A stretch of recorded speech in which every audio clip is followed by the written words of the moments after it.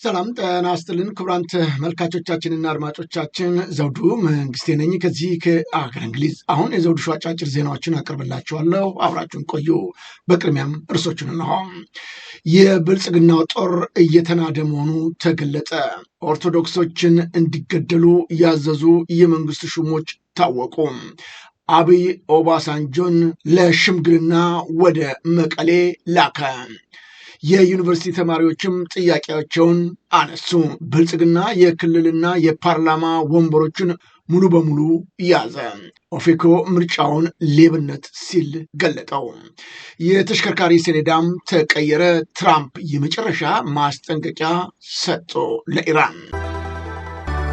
የአማራ ፋኖ ብሔራዊ ንቅናቄ ወሎ ቤተ አማራ ምኒልክ ዕዝ 105ኛ ወገንን የማንቃትና ጠላትን የማፍረሱ ስራ ዛሬም እንደ ትላንቱ ቀጥሏል ሲል ገለጠ። የኦህዴድ ብልጽግና ስልጣን ጠባቂዎች ቅጥረኛ ከአመራር እስከ መሰረታዊ ወታደር እየተናደ ነው ሲል ገልጧል። 11ኛ ዕዝ 104ኛ ኮር 9ኛ ክፍለ ጦር እንደ ጨው እየሟሟም ነው ብሏል። ይህ ወንጀለኛ ቡድን ስልጣኑን ለማራዘም በመሰዊያው አምድ ላይ ለማቆም በትምህርት ቤት እና በሌሎችም ቦታዎች ያፈሰ ያስገባቸው ወታደሮች በእኛ ውድ ህይወት የአምባገነኖችን ስልጣን አናጸናም በማለት ወደ ወገን መቀላቀላቸውን ቀጥለውበታል። አትሮንስ ሻለቃ የተቀላቀሉ 50 አለቃ ካሳሁን ኃይሌ የድሽቃ ምድብተኛ ሻምበል መሪ ስለ ጠላት አሁናዊ ቁመና ሲናገርም ለምን በምን ምክንያት እንደሚዋጋ የማውቅ ዓላማ የሌለው የጥቂት ግለሰቦች ስልጣን ለማስጠበቅ መተኪያ የሌላትን አንድያ ህይወቱን የሚገብር በመሆኑ መላው ሰራዊት በደመነፍስ የሚቅበዘበዝ ሆኗል። ሞራሉም ዋሽቋል። ወታደር የሞራል ስንቅ ካልታጠቀ ደግሞ በአውደ ውጊያው የሽንፈት ጽዋ ቢጎነጭ የሚደንቅ አይደለም ብሏል። በምዕራብ ወሎ ቀጠና በጃማ ወረዳም 33ኛው ዋሲል ክፍለ ጦር ነፃ ባወጣው አያፈጅ ቀጠና የአባት አርበኞች ጋር አመርቂ ውይይትም አካሄዱ ታውቋል። በዚህም ውይይት አሁናዊ የአማራ ህዝብ ትግል ቁመና፣ የአማራ ትግል የደረሰበትን ደረጃና ወቅታዊ አገዛዙን ውድቀት ላይ ጥልቅ ውይይት አባት አርበኞች ጋርም ተካሂዷል። የብልጽግናው አገዛዝ ሊያደርገው የነበረውን የማደናገሪያ ምርጫም ከአባት አርበኞች ንቁ ተሳትፎ እንደከሸፈ፣ በዚህም የአማራ ፋኖ ብሔራዊ ንቅናቄ ወታደራዊ ፍርድ ቤት ሰብሳቢ አርበኛ አለባቸው ቀስቅሴ ምስጋናም አቅርበዋል። አርበኛው አያይዘውም በመጪው ወራት አማራ ጠሉ ጥቁር ናዚ ስርዓት ሙሉ በሙሉ እናጸደዋለንም ሲሉ ነው ያብራሩት። ለዚህም ሁሉም የአማራ ህዝብ የህሉና ትግል ደጋፊ ኢትዮጵያዊ ራሱን ለመጨረሻው የለውጥ አብዮት እያዘጋጅም ሲሉ ጥሪ አቅርበዋል ሲል የአማራ ፋኖ ብሔራዊ ንቅናቄ ወሎ ቤተ አማራ ምኒልክ ዕዝ 105ኛ ኮር ህዝብ ግንኙነት መምሪያ ለዘውዱ ሾው መረጃውን ልኳል። በኦሮሚያ ክልል አርሲ ውስጥ በጥቃት አድራሾች የተቃጠለው ቤተክርስቲያን ሊሰራ ነው ተባለ። የአዲስ አበባ ሀገረ ስብከት ገዳማትና አድባራት አስተዳዳሪዎች በምስራቅ አርሲ ሀገረ ስብከት ከአንድ ሳምንት በፊት ስለተፈጸመው የኦርቶዶክሳውያን ግድያ ቤተክርስቲያን መቃጠል ሀዘናቸውን በመግለጥ የተቃጠለውን ቤተክርስቲያን ለመስራት ፈቃደኛ መሆናቸው ማሳወቃቸው ተዘግቧል። ከተፈጸመው ግድያ በተጨማሪ ከ100 በላይ እድሜ ያስቆጠረው የጠለታ ቅዱስ ገብርኤል ቤተክርስቲያን እንደተቃጠለም አይዘነጋም። የህዝበ ክርስቲያኑ ጥያቄ በተለይም በተደጋጋሚ ጊዜያቶች እየመጡ ሲገሉ የሃይማኖት ተቋማቶችንም ቤተክርስቲያኖችን ሲያነዱ ይህ መሆን እንደሌለበት በተደጋጋሚ ጥያቄ ብናቀርብም ምላሽ አጥተናል። ዛሬ ቤተክርስቲያኑን መገንባቱ አይደለም የኛ ጥያቄ፣ ሰላም እንሻለን፣ የሞቱት ወገኖቻችንን ልትመልሱልን ትችላላችሁን የሚል ጥያቄም አንስተዋል። የአዲስ አበባ ሀገረ ስብከት ቤተክርስቲያኑን እንገነባለን የሚል የማሾፊያ ቋንቋ ዛሬ መጠቀሙ ቀልድ ነውም ብለዋል። ስለሚሞቱት ወገኖች ምንድን ነው እያነሱ ያሉት ጥያቄ? ዛሬ የሞቱትን ሰዎችስ እንዴት ሊያደኑልን ይችላሉን? ይህ ጥያቄ እኮ አሁን የተጀመረ አይደለም። በተደጋጋሚ ጊዜያቶች ጠይቀናል፣ ብዙ ጊዜም ጮኸናል፣ ግን ሰሚ አላገኘንም ሲሉ የእምነቱ ተከታዮች በአርሲም በሌሎችም የእምነቱ ተከታዮች ላይ የደረሰውን ጉዳትና የሃይማኖት ተቋም ውድመት በተመለከተ የአዲስ አበባ ሀገረ ስብከት ገዳማትና አድባራት የሰጡትን የቤተ ክርስቲያን ግንባታ ጉዳይ ውድቅ አድርገውታል። የእምነቱ ተከታዮችም በአርሲ ያሉት አባቶች ጭምር ሳይቀሩ የደረሰባቸውን ጉዳይ እንዲህ ሲሉም ተናግረውታል። ተቃጥሏል ብዬ እኒህ አባታችን ደውዬ ብነግር ይሄን ያህል ሰው ሞተ ብዬ ብናገር ያልሞተውን ሰው ሞተ ብለሃል፣ ኬት አንጥተህ ነው ቤተክርስቲያን ያልተቃጠለው? በውሸት ተቃጥሏል ትላለህ። ኬት አንጥተህ ነው? እኔ ጋር ስልክ ተደውሎ መጨረሻ ላይ የሞተው 2 ሰው ነው፣ የተቃጠለው ጭራሽ ቤትም አልተቃጠለ ነው። ይሄ ሁሉ ንብረት ጠፍቶ ወድሞ ተዘርፎ ይሄ ምላሽ እየተሰጠን ስንጨቃጨቅ መጨረሻ ላይ ጭንቅላቴን አመመኝ። ከየት አንጥተህ ነው ይሄን የምታደርገው? ማስፈራሪቸው ብፈራም አልናገርም ብል መሞቴ አይቀርም። ተናግሬም እንዲህ ብሎ ሞተ ማለትም አንድ ስም ነው እና ይሄን ያህል ነው። አልተደመጥንም። ምን እንደሆነ ግራ ገብቶናል። ችግሩ ቢሮ ውስጥ ነው ያለው፣ እንደ ጫካ አይደለም፣ ቢሮ ነው ያለው። በመጀመሪያ ተቢሮ ይጥዳስ። በቃ ይሄ ነው። ስላዳመጣችሁ አመሰግናለሁ። ህዝበ ክርስቲያኑ በዚህ ሁኔታ ችግሩን በግልጽ ያስረዳ ሲሆን በተለይም በኦሮሚያ አርሲ ዞንና ሌሎች ወለጋና ጉጂ፣ ሸዋ፣ ሰላሌ፣ ባሌ፣ ጅማ ለአጥቂዎቹ ድጋፍ የሚያደርጉና ሽፋን የሚሰጡ የጠቅላይ ሚኒስትሩ ከንቲባ፣ የክልሉ ፕሬዝዳንትና ሌሎችም የመንግስት አመራሮች ናቸው የሚል መረጃም በመውጣት ላይ ይገኛል። በአርሲ ዞን በአማራና ኦርቶዶክሳውያን ላይ እየተፈጸመ ያለውን ኦርቶዶክሳውያን ህይወት፣ ንብረት መጥፋትና የአብያተ ክርስቲያናት መውደም በስትራቴጂክ ደረጃ የሚደገፍ እንዲሁም የተፈጸሙት እልቂቶችን ለመሸፈን እንዳይታወቁ ለማድረግ የተለያዩ ስብሰባዎችና የቦታ ምርቃቶች፣ የሙዚቃ መድረክ፣ ድግስና ፌስቲቫል እንደ ሽፋን የሚጠቀሙ የወዲድ ብልጽግና ከፍተኛ አመራሮች ናቸው ተብሏል። አሁን ላይ ከፍተኛ ጥቃት እየደረሰበት የሚገኘው የአርሲ ቤተክርስቲያኖች እንዲቃጠሉ ሰዎችን በማሰማራት እየተፈጸመ ያለው በመንግስት ኃይል መሆኑም ተጋልጧል። ለዚህ ጭፍጨፋም ከፌዴራልና ከክልሉ አመራር ጋር በመናበብ የሚፈጽሙት የወረዳው አስተዳዳሪ አቶ ጋቢ ጋልቹ መሆናቸውም ነው የተጋለጠው። ለዚህም ከፌዴራል ክልል ዞን አስተዳዳሪዎች በመቀጠል ተጠያቂ የሆኑ ዋናው የዞን ወረዳ አመራሮች ዝርዝርም ይፋ ሆኗል። አንደኛ አቶ ኢብራሂም ከድር የአርሲ ዞን ዋና አስተዳዳሪ፣ ሁለተኛ አቶ ስንታየው ጥላሁን የአርሲ ዞን የጸጥታና ጸጥታ መምሪያ ኃላፊ፣ ሶስተኛ አቶ ጋቢ ጋልቹ የአስኮ ወረዳ ዋና አስተዳዳሪ እንደሆኑም ነው መረጃዎቹ እየወጡ የሚገኙት። እነዚህ ከፍተኛ የመንግስት ባለስልጣናቶች ከፌዴራል መንግስቱ በሚሰጣቸው ትዕዛዝ መሰረት ንጹሐንን እያስጨፈጨፉ ቤተክርስቲያኖችን እያቃጠሉ ሊቀጥሉ አይገባም፣ ለፍትህና ለህግ በአስቸኳይ እንዲቀርቡ ሲሉም በመላው ዓለም የሚገኙ የእምነቱ ተከታዮች ጥያቄ በማቅረብ ላይ ይገኛሉ። ይህ በእንዲህ እንዳለ ቤተ ክህነቱ የኦርቶዶክሳውያን እልቅት የቤተ ክርስቲያን ውድመት ባያሳስበውም የቅድስት ሥላሴ ዩኒቨርሲቲ ተማሪዎች የአርሲ ኦርቶዶክሳውያንን በተመለከተ ለጠቅላይ ቤተ ክህነቱም ጥያቄያቸውን አቅርበዋል። በተቃውሟቸውንም አሰምተዋል እንዲህ ሲሉ ከሃይማኖት ተቋማት ተግባር አንዱ ደግሞ ግፍና በደል በሰው ልጆች ላይ እንዳይፈጸም ማስተማር፣ መጸለይ፣ መምከር ነው። ይሁን እንጂ እንዲህ አይነት ጥቃት በማንኛውም የሰው ልጅ ላይ ሲፈጸም እኩይ ድርጊትን አለማውገዝ፣ ከተጎጂዎች ጎን አለመቆም ከሞራልም ከሃይማኖትም አንጻር የሚጠበቅ አይደለምና በፈጣሪ ዘንድም የሚያስጠይቅ ስለሆነ በምስራቅ አርሲ ዞን ከቤት ንብረታቸው ለተፈናቀሉ ለተገደሉ ኦርቶዶክሳውያን ለተቃጠለችው ቤተክርስቲያን ፍትህ ለማረጋገጥ የበኩላቸውን ተቋማዊ አስተዋጽኦ እንዲያደርጉ ብፁዓን አበው ሊቃነ ጳጳሳት በኩል ጥሪ እንዲደረግላቸው ክትትል እንዲደረግ እንጠይቃለን። በአዲስ አበባ አዲሱ የተሽከርካሪ ሰሌዳ መስጠት ተጀመረ። የአዲስ አበባ ከተማ አስተዳደር አሽከርካሪና ተሽከርካሪ ፈቃድና ቁጥጥር ባለስልጣን አገልግሎት አዲሱ የተሽከርካሪ ሰሌዳ መስጠት መጀመሩን ነው የገለጸው። አዲሱ ሰሌዳ ሀገራዊ የሆኑ ይዘቶችን ያካተተ መሆኑንና ኮፒ ወይም ፎርጅድ የማይሰራበትም ነው ተብሏል።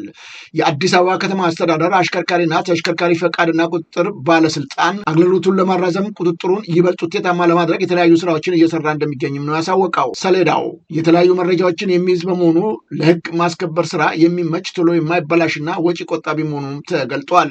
አሁን ተግባራዊ ለማድረግ እየተሰራ ያለው አዲስ ለሚገዙ መኪኖች አገልግሎት የሚጀምር መሆኑንና ከዚህ በፊት ሰሌዳ የሌላቸው አገልግሎት በቅርብ ይጀመራልም ተብሏል። ታዲያ የዚህ አዲሱ ተሽከርካሪ ሰሌዳ ወይም ታርጋ መሸጫ ዋጋ እስከ 56,000 ብር ዋጋ ተቆርጦለታልም ነው የተባለው። የቀረቡት ዋጋዎች የፊትና የኋላ ሰሌዳዎችን እንዲሁም ቫትን ያካተቱ መሆናቸውም ተጠቁሟል።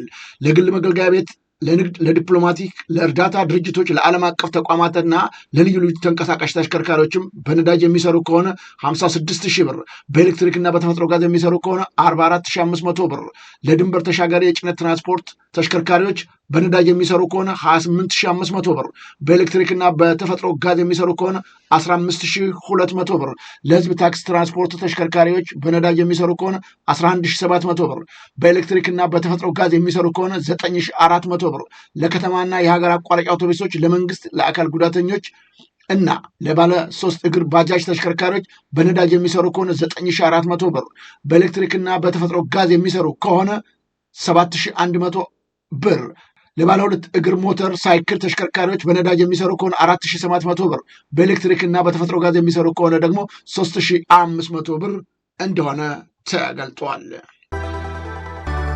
ብልጽግና ፓርቲ የተወዳደረባቸውን ወንበሮች በሙሉ አሸነፈ። ተቃዋሚ ፓርቲዎች ወይም የግል እጩዎች ለህዝብ ተወካዮች ምክር ቤት ወይም ፓርላማ ምንም መቀመጫ አላሸነፉም።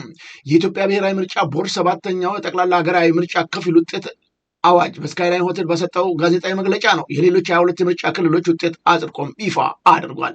በዚሁ መሰረት ከተገለጹት ጠቅላላ 48 የምክር ቤት መቀመጫዎች መካከል ከአንዱ በስተቀር የገዢው ብልጽግና ፓርቲ እጩዎች ያሸነፉ ሲሆን የኦጋዴን ብሔራዊ ነጻነት ግንባር እጩ ደግሞ በሶማሌ ክልል ምክር ቤት አንድ ወንበር ማሸነፉ ታውቋል። ለክልል ምክር ቤቶች በጠቅላላው 12 ክልል ምክር ቤቶች የምርጫ ክልሎች ውጤትም ተነግሯል። የክልል ምክር ቤቱ ምርጫ በየምርጫ ክልሉ ብዙ መቀመጫዎች ያሏቸው በመሆኑ በድምሩ የ38 መቀመጫዎች ውጤት የታወጀ ሲሆን ከነዚህ ውስጥ ብልጽግና ፓርቲ 37ቱን አሸንፏል ነው የተባለው። ለህዝብ ተወካዮች ምክር ቤት በጠቅላላ የ10 የምርጫ ክልሎች ወንበር ውጤት የተገለጸ ሲሆን 1 አማራ፣ 3 ማዕከላዊ ኢትዮጵያና 6 ኦሮሚያ 10ሩን መቀመጫዎች በሙሉ የብልጽግና ፓርቲ እጩዎች አሸንፈውታል። በውጤት እወጃውም ተቃዋሚ ፓርቲዎች ወይም የግል እጩዎች ለህዝብ ተወካዮች ምክር ቤት ወይም ፓርላማ ምንም መቀመጫ አላሸነፉም። ይህ በእንዲህ እንዳለ ኦሮሞ ፌዴራላዊ ኮንግረስ ኦፌኮ ባወጣው ጠንካራ ትችት ባዘለው የፖለቲካ አቋሙ መግለጫ ላይ በቅርቡ የተከናወነው 7ኛ ጠቅላላ ሀገራዊ ምርጫን በማግለል በማሳደድ እና መዋቅራዊ በሆነ ምርጫ ስርቆት የተበከለ በመሆኑ ለኢትዮጵያ ዘላቂ ሰላም ሆነ ዲሞክራሲ ስርዓትን ሊያመጣ አይችልም ሲል በመግለጫው አሳውቋል። ኦፌኮ በኦሮሚያና በአማራ ክልሎች ባለው አውዳሚ ጦርነት ሳቢያ ምርጫው በዋና ዋና ከተሞች ብቻ እንዲገደብ መደረጉን ገልጾ ሂደቱን የታዘቡት የአፍሪካ ህብረትና የኢጋድ ቡድኖች ሪፖርቱ የምርጫ ዕለት ቱሪዝም እንጂ እውነተኛ የታዛቢነት ሚና አይደለም ሲልም ነቅፎታል። በተመሳሳይ የመሬትና የፖለቲካ አፈና ችላ በማለት በርቀት መግለጫ አውጥቷል ያለው የአውሮፓ ህብረት አካሄድ የዲፕሎማሲ ማባበያ ሲልም ጠርቶታል። ኦፌኮ ሀገሪቱን በተጨማሪ መበታተን ለማዳን ብቸኛው አማራጭ መንገድ ከመንግስት ጋር በጦርነት ያሉ ታጣቂ ኃይሎችን ጨምሮ ሁሉም የሚመለከታቸው አካላት ያሳተፈ እውነተኛና ሁሉን አቀፍ የፖለቲካ ውይይት ማካሄድ ብቻ እንደሆነ ፓርቲው አስታውቋል። የጭቃ ቤት እንዳይገነባ እግድ ተጣለ። የደቡብ ኢትዮጵያ ክልል መንግስት የከተማና መሰረተ ልማት ቢሮ ከተሞች ለማዘመንና ከአካባቢ ጥበቃ ጋር የተጣጣመ አረንጓዴ ኢኮኖሚ ለመገንባት አዲሱን ጥብቅ መመሪያ ነው ያስተላለፈው። ደብዳቤው ከደረሰበት ቀን ጀምሮ በማንኛውም መዘጋጃ ቤት በኩል የጭቃ ቤት ግንባታ ፈቃድ ማጽደቅ ሙሉ በሙሉ ታግዷል ብለዋል። በእንጨትና ጭቃ ግንባታ ሳቢያ የሚመጣን የደን መመናመንና ለመንግስት እንዲሁም የአየር ንብረትን ለውጥ የሚያስከትል የድርቅና የጎርፍ አደጋ ለመከላከል እንደሆነም ነው የተገለጸው። ማንኛውም ግንባታ ከተማን የሚያዘምኑና ደረጃቸውን በጠበቁ ግብአቶች ማለትም በብሎኬት በጡብና በተሻሻሉ ቴክኖሎጂ ብቻ መከናወን እንዳለበትም ገልጧል። ቤታቸውን እያፈናቀለ ሜዳ ላይ እየተጣሉ የሚገኙ ኢትዮጵያኖች ዛሬ ብለው የሚበሉትና የሚጠጡት እንኳን የሌላቸውን እንደገናም በጭቃ ቤት መስራት አትችሉም ብሎ ሕግ ማጽደቅ ምን ማለት ነው ሲሉ ኢትዮጵያኖቹ ጥያቄ በማንሳትም ላይ ይገኛሉ። ለመሆኑ ይህንን ውሳኔ ስትወስኑ ለእኛ ምን አስባችሁ በምን መልኩና እንዴት አድርገን ቤት እንድሰራ አቅዳችሁ ነው? ከየት አምጥተን ነው? እንኳንስ በብሎኬትና በጡብ አይደለም ለምንበላው ለምንጠጣው እንኳን ገቢ የሌለን ዜጎች ቤት ለመስራት እንኳን ብናስብ አትችሉም ማለት እኛ ሜዳ ላይ እንድንወድቅና ልጆቻችንም የጅብ ራት እንዲሆኑ መሻት ፈልጋችሁ ነውን? በሚል ጥያቄም በማንሳት ላይ ይገኛሉ። አንዲት እናት 4 ልጆችን በሰላም ተገላገለች። በጉጂ ዞን ነው በአዶሌ ወዩ ሆስፒታል አንዲት እናት 4 ልጆቻቸውን በአንድ ጊዜ በሰላም መገላገሏ የተገለጸው። እናቲቱ ከወሊድ ጊዜዋ 1 ወር በፊት ጀምሮ ወደ አዶሌ ወዩ ሆስፒታል በመምጣት የሕክምና ክትትል ታደርግ እንደነበረም ታውቋል። በሕክምና ክትትል ላይ እያለች ነው 2 ወንድና 2 ሴት ህጻናትን በሰላም መገላገሏን የማህፀንና ጽንስ ስፔሻሊስት ዶክተር ሰለሞን በሰላም መገላገሏን እና ልጆቿን በሰላም መሆናቸውን ለብስራት ራዲዮ ነግረውታል። ጠቅላይ ሚኒስትሩ ለድርድርና አስታርቁኝ በሚል ኦባሳንጆን ወደ መቀሌ መላኩ ተነገረ። ኦባሳንጆ ህወሓትና ኦህዴድ ብልጽግናን ለማደራደር ነው መቀሌ መግባታቸው የታወቀው። በፕሪቶሪያው ስምምነት አደራዳሪ ከነበሩት ኦሉሴጉን ኦባሳንጆ የአውስትራሊያ የእንግሊዝ ተወካዮች ያካተቱ የልዑካን ቡድን ከትግራይ ክልል መንግስት ጋር በወቅታዊ ጉዳዮችና ከኦህዴድ ብልጽግና መራሹ አገዛዝ ጋር ድርድር በሚጀምሩበት ሁኔታ ለመወያየት ነው መቀሌ መግባታቸው የታወቀው። ህወሓት በትግራይ ክልል እያደረገ ያለውን ወታደራዊ አፈሳና ስልጠና አጠናክሮ ቀጥሎበታል።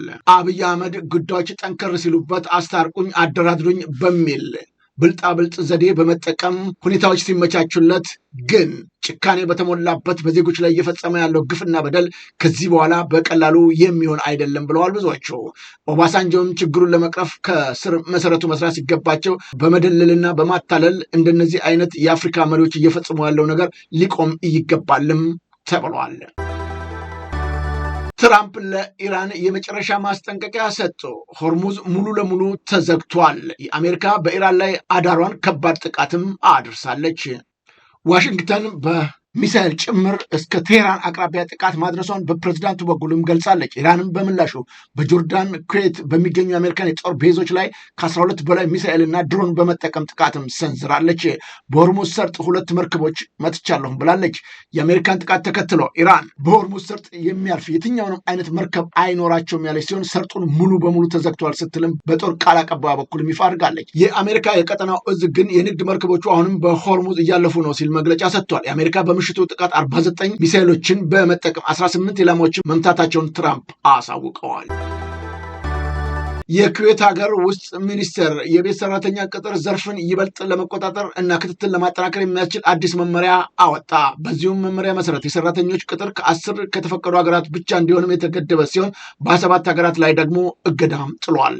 ይህ አዲስ መመሪያ የሀገሪቱን የውጭ ጉዳይ ሚኒስትር፣ የጤና ሚኒስትር እና የሰው ኃይል ባለስልጣን ባቀረበው ምክረ ሀሳብ ላይ ተመስርቶ ተግባራዊ መሆኑን መጀመሩም ነው የተገለጸው። ሰራተኞች እንዲገቡ ከተፈቀደላቸው 10 ሀገራቶች መካከል ኢትዮጵያ የምትገኝ ሲሆን ደቡብ አፍሪካ፣ ቤኒን፣ ፊሊፒንስ፣ ስሪላንካ፣ ህንድ፣ ኤርትራ፣ ቪየትናም እና ኔፓል መሆናቸው ታውቋል። የዓለም ዋንጫ እንዳይዳኝ በአሜሪካ እገዳ የተከለከለው ሶማሊያዊ ዳኛ ኦመር አርታር ወደ ሀገሩ ሲመለስ በሞቃዲሾ ስቴዲየም በሺዎች የሚቆጠሩ ሰዎች የጀግና አቀባበል አደረጉለት።